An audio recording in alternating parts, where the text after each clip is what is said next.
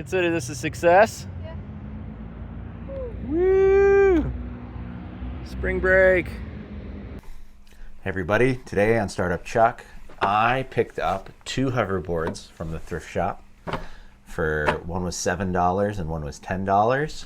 And of course they both got bad batteries. And so we are gonna modify them to easily take these 40-volt Ryobi battery packs that I have lying around from a lawnmower. I don't actually have a lot of lawn left anymore. I've gone down to 200 square feet. Everything else is zero-scaped. And so got to use them for something. So might as well use them for hoverboarding around. I kind of like using rechargeable battery packs from tools because they have built-in charging circuitry. They're typically robust. I use them for tools anyways, and the chargers are easy to get, so you just pop them on a charger, pop them off. And so I've been doing that forever, from my Dyson vacuum to everything else I can think of. It's just much easier to use. Whatever power tool ecosystem you're a part of, just use those 2 batteries for everything. A lot easier. So I had lost my original wide angle lens, so I'm trying a different one. This one seems like it's a little bit wider, but it's all right. So here are my 2 hoverboards I got. One is a Razor one, and the other says Hover One. So I don't know if that's like a legit hoverboard or not, but either way, it's interesting. Both have twist, but this one's got actual foot sensors in the foot pedals, and it seems like it has an integrated battery. Here's the charge port. They're both 36 volt, supposedly. Cool thing about the Razor hoverboard is it has a removable battery pack. And so I had already pulled out the battery pack. It was a 36 volt pack. And the sweet thing is it's got legit charging pins right here. So we're just going to solder my handy dandy Ryobi 40 volt adapter bloop, right onto this guy and see how that goes. And this is the removable battery from this Razor one, and it's made by LG, and they're all in series, 2500 milliamp hours. No idea what's wrong with it. I bet one of the cells went bad, but either way, I hooked it up to this big battery here, and it was working. Here, I'll show you.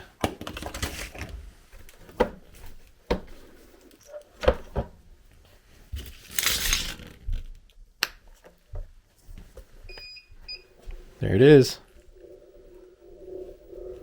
It's hovering. These are cool. I never had one, so if I can get it working for $7, sweet deal. All right, so I'm thinking of mounting. I was thinking of drilling a hole. Straight through here, and then mounting this guy right on like this. And then this guy will just pop on there, and it doesn't matter. It'll just be balancing, because who cares? Right? It's got 2 holes here, so maybe if I don't want to remove the motor, but maybe if we pop some screws open on this side, we'll see what we can do.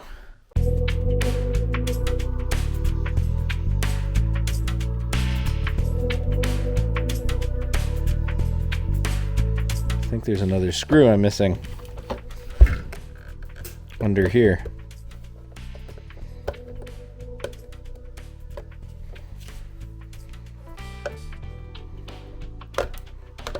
Aha! Ta-da! Look at that.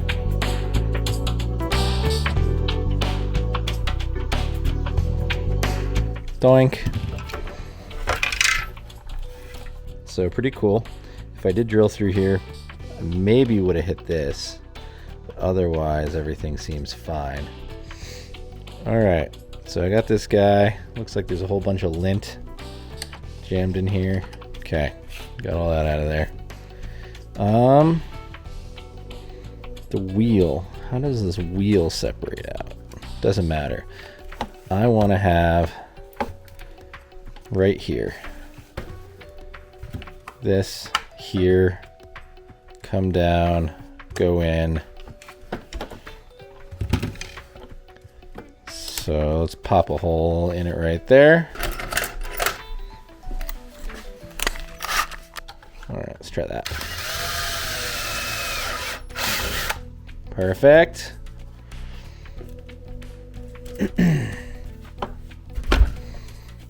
Yeah. Okay, that works. Okay, we're gonna want another hole here to get into it. So let's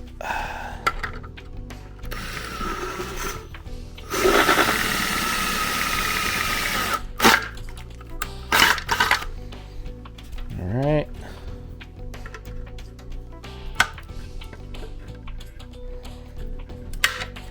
Okay. Could almost use blade connectors. Some good looking red wire if I chop it.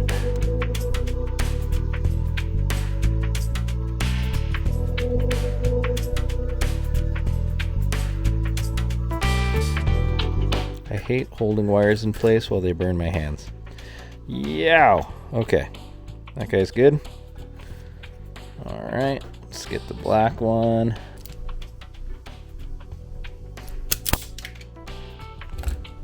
It's thick.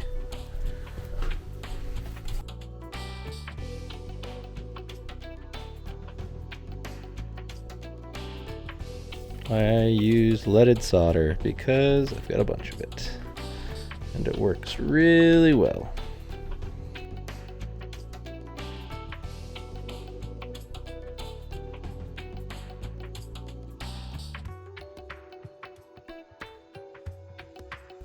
Okay. Success.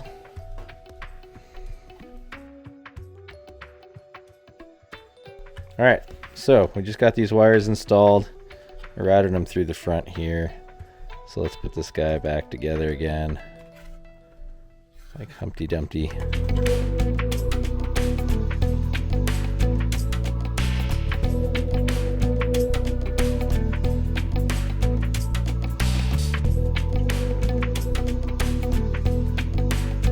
It's gonna go here. Black's gonna connect. So yeah. Chop.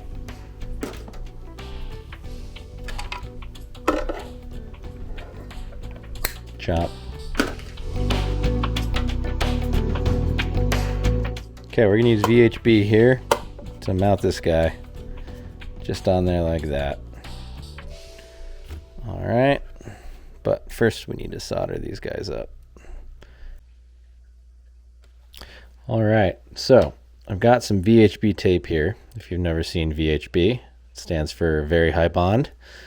So I cleaned the surface with alcohol and I cleaned this one with alcohol. And so we're gonna stick one to the other. It's a little bit rounded, so I'm gonna put some more tape here and here. But otherwise, it should be a super strong bond once it's on there. It's pretty remarkable tape. Great, got it. Okay, stick this guy on. Cool. All right, we're gonna let this stick overnight so that this adhesive bond can get really strong. And in the meantime, let's get the connector on there.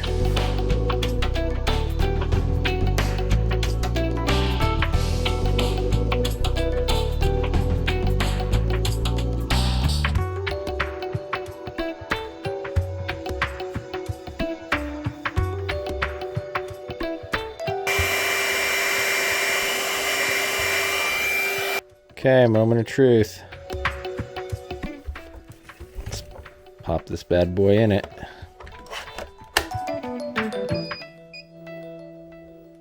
Ta-da! Hands off. It is balancing itself.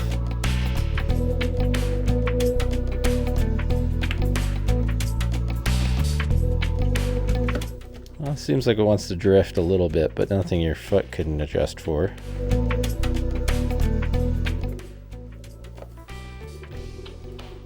Pretty sweet. Okay, before we jump into the second one, I want to thank all of you who have subscribed, and I want to remind you who haven't, please subscribe, and we'll jump into the next one. Also, I want to apologize about my nose. I have been working on building my new garage. I've been framing it over the last few months, and every time I go out and do woodwork, all the sawdust kicks up my allergies, and it's like I have a constant cold all the time. And so I'm a little bit nasally. Either way, check out the second half of the build video. All right, so here is the Hover 1 hoverboard. And this is going to be, I guess, more like a teardown because I can't get to the battery and I don't know where the battery is. So I'm going to assume it's the side with the charge port, but that's probably a bad assumption. So we're just going to go pull as many of these screws out as we can.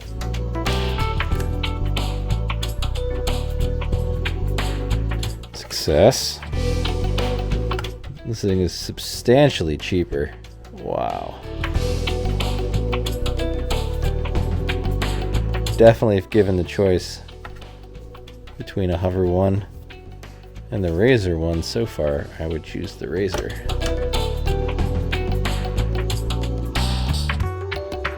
Oh, look at how sharp these wires come out.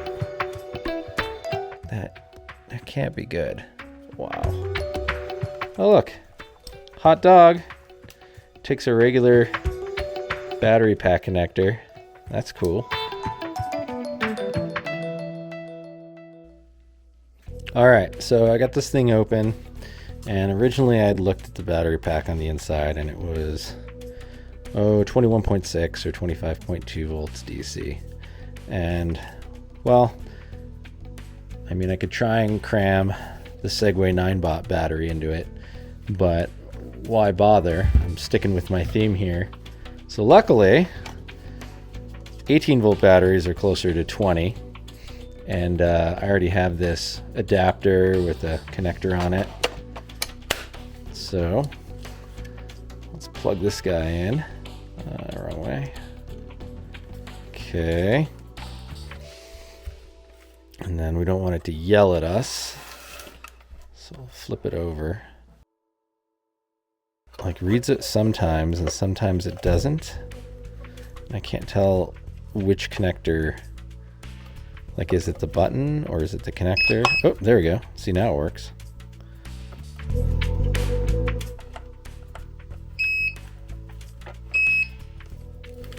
This is so interesting. So it gives a lot more power when your feet are on it, and then it drives and the lights turn on. Otherwise, it's very gentle power. Just enough to try and hold itself in place. But it seems like it works with this battery. So I'm going to mount this battery right in the middle so my feet have space. I think that'll work best. Or maybe up here. Either way, I need to extend the wires. Okay, so that's off. Yeah, I'll extend these wires and we'll go from there. All right, so I just replaced the switch on the bottom here. The old one was no good. That's why this whole thing wasn't turning on and off. I bet you somebody couldn't shut the thing off and then it drained the battery. Either way, so we got a new switch in there. And we'll just solder that up.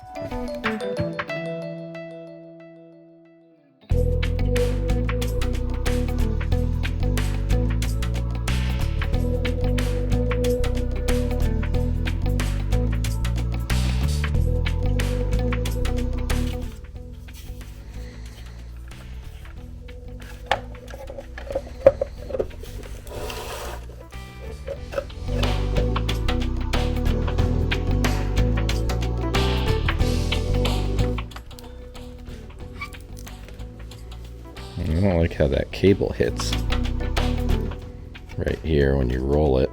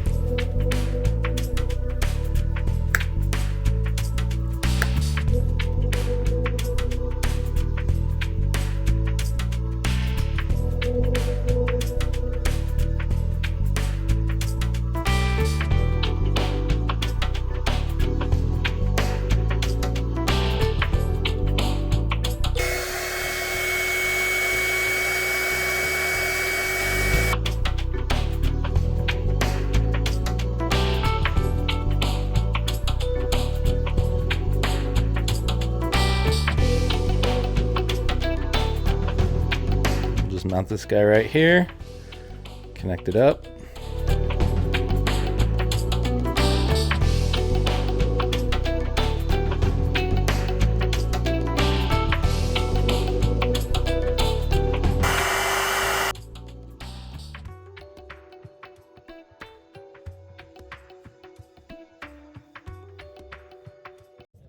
All right, I got this guy working. Seems like it's working pretty well. Oh, look at this speed demon. Wow. Jeez, he's flying. All right, well, I consider this Razer Ryobi battery swap success. Well, all in all, I think that build went pretty well. I definitely learned the hard way that you don't want to use adhesive that loosens up under sun. Usually VHB is pretty strong, but in this case, it would have been better off to use bolts. There's a couple times where I was moving along forward at a pretty good clip, and then the battery pack fell off. And you know what happens when that happens? The motors stop, and you just almost eat crap forward and break your wrist. So luckily, I did not break my wrist, but I did fall forward a few times, and I don't think anybody needs that. Overall, though, the concept worked great. I have both my 18-volt battery and my 40-volt battery packs worked great for the two different systems. The 18 one was a little bit slower because it's just, again, lower voltage, but otherwise it worked fine, and I think it'll be fine for my kids. And then the 40-volt one is really essentially the same as it was. So I'm pretty happy for the $17 I spent, plus another, I think it was $20 for those. I bought two 40-volt adapters. They're really $10 for that one. Good deal. So I'm happy, and hopefully this will help somebody out. At the very least, if you ever wanted to know how to open one of these up, now you know where all the screws are. So please subscribe, and I'll catch you guys next time. Thanks.